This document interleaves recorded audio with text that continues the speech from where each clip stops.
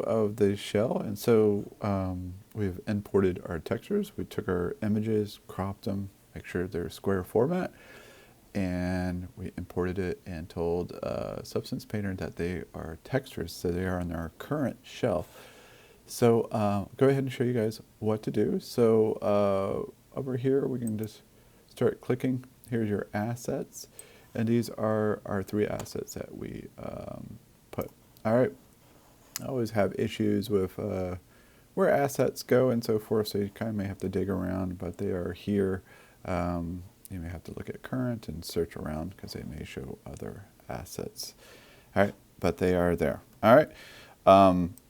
If you get confused and I'm not there today, ask your neighbor, or I will definitely be there next week. All right, so what we're going to do is start spray tanning, just like we've done with the redfish and fish and stuff like that. We're going to spray tan some color on here. All right, so it's just like Maya. You can use your Option or Alt if you're on a PC and spin around, and you use your middle to oscillate, to zoom in and out, and left to move around. Just like Maya. This is nothing new. It's based on the premise of Maya interface. All right, so we have a default layer on here. We're just going to go ahead and delete that, and we're going to use our paintbrush, add a layer. So we're going to do some painting on it, correct? So you use a paint tool. So we're going to go over here to our projection, and if you didn't, let's see if I can get rid of our base color. All right, so this is what it'll look like on your end. You'll have nothing on the base color, so we want to drop in our top shell onto our base color. All right, so if you don't see that, when you hit your paint, you're going to scroll down, all the way down. We have our height. Normally, you don't want any emissive or opacity on yours, unless you do. Your character does have opacity. You can do that. So we're going to drag our top onto our base color. And you can see it kind of lines up. I was practicing a little bit earlier. So you can take your object in the background, oscillate it, kind of fit the silhouette. And this is not easy. It's not easy at all. And then for the image, you're going to hit S. S is in Sam. And you can zoom that in. You can oscillate with your right mouse to go in and out. And then go back and forth with your object and kind of move this around. All right, so it's a pain. I'm not gonna lie. And then you go back to S. Kind of just try to get it to line up. All right, almost there. All right, I'm doing this very quickly. Please take your time. Also, there's some warping tools that you can nudge stuff in. I'm going to stop there. So we're going to go ahead and spray tan this, all right? So if you have a really small brush, that's not going to be effective. You would just want to go ahead and go full on. There is opacity.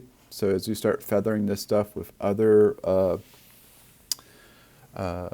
paints, you'll definitely want to go down to like 20%, so forth. So this is a 1-2 hour process. Don't rush it. I'm rushing it just to show you the process. All right, so I'm just spray tanning it really quickly, getting all the nooks and crannies. Those nooks and crannies do not line up whatsoever because I was rushing this. I'm just trying to show you the pipeline. All right, once you're done with that, you want to turn off that feature, and you can start to rotate it. All right, so those lines and the textures probably don't line up perfectly, but please take the time to do so.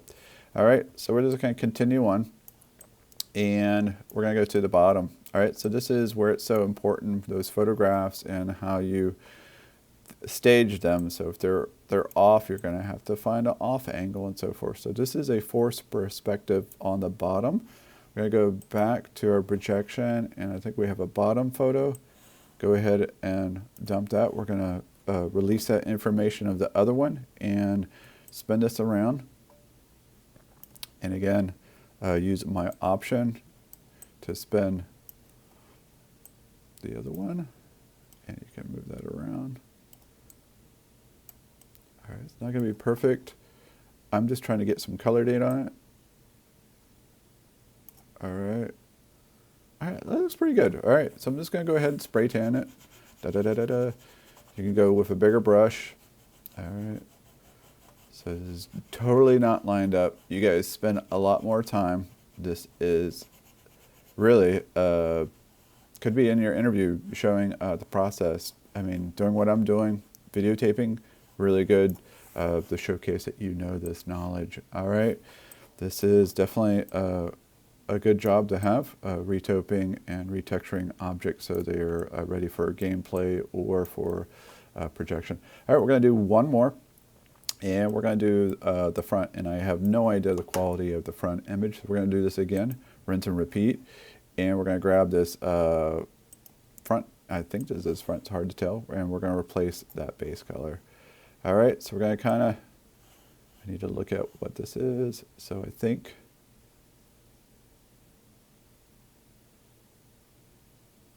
all right, I think the image is all the way around. Again, you guys will know your object a lot more than I do. I think that is correct.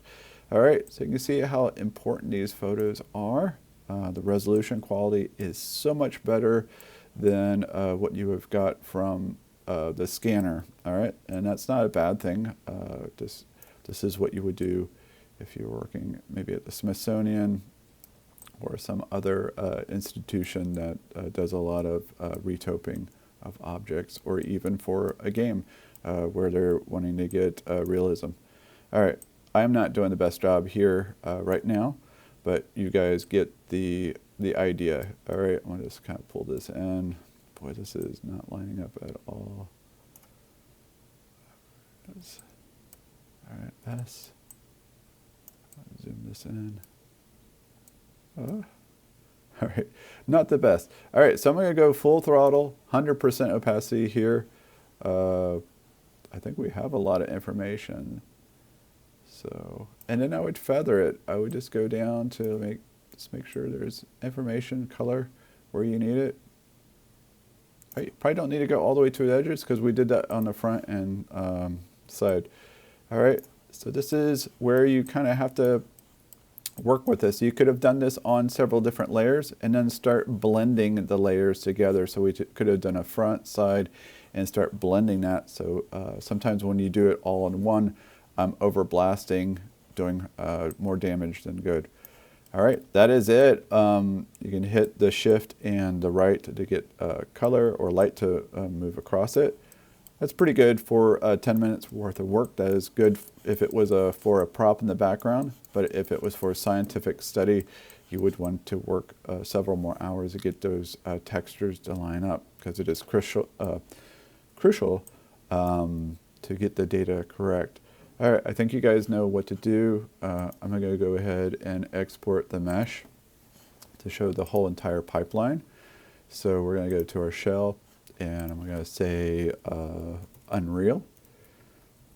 All right, create, and I'm going to call it shell. All right, so FBX is good. Excellent.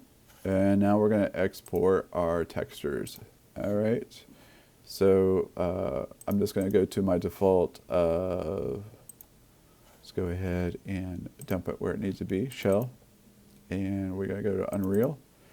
All right, hit open, and we have been doing Arnold in the class because it does a good set, but I want to do the Unreal 4-pack, and we do PNG 8-bit, and I think it's based on our resolution, which is 2K.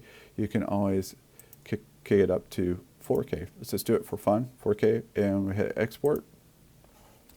And you can see it kicked out all of our colors. So let's see what that looks like. The good ones, let's see, Unreal.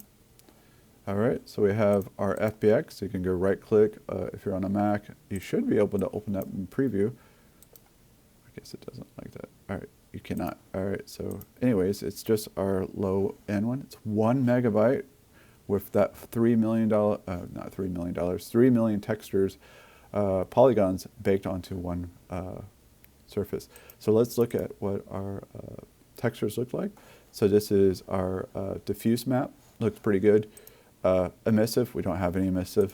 And then this is the normal map. This is where all those little nooks and crannies show up. And then these are metallic. These are RGB. There's like 3 different passes from not metallic. Yeah, metallic, probably roughness, and then some other material baked into the R, G, and B. All right, that is it. We did that pretty quickly. If you need to take notes, do it. But this will help the folks that have to put color onto their form. All right, good luck, and I'll see you guys next week.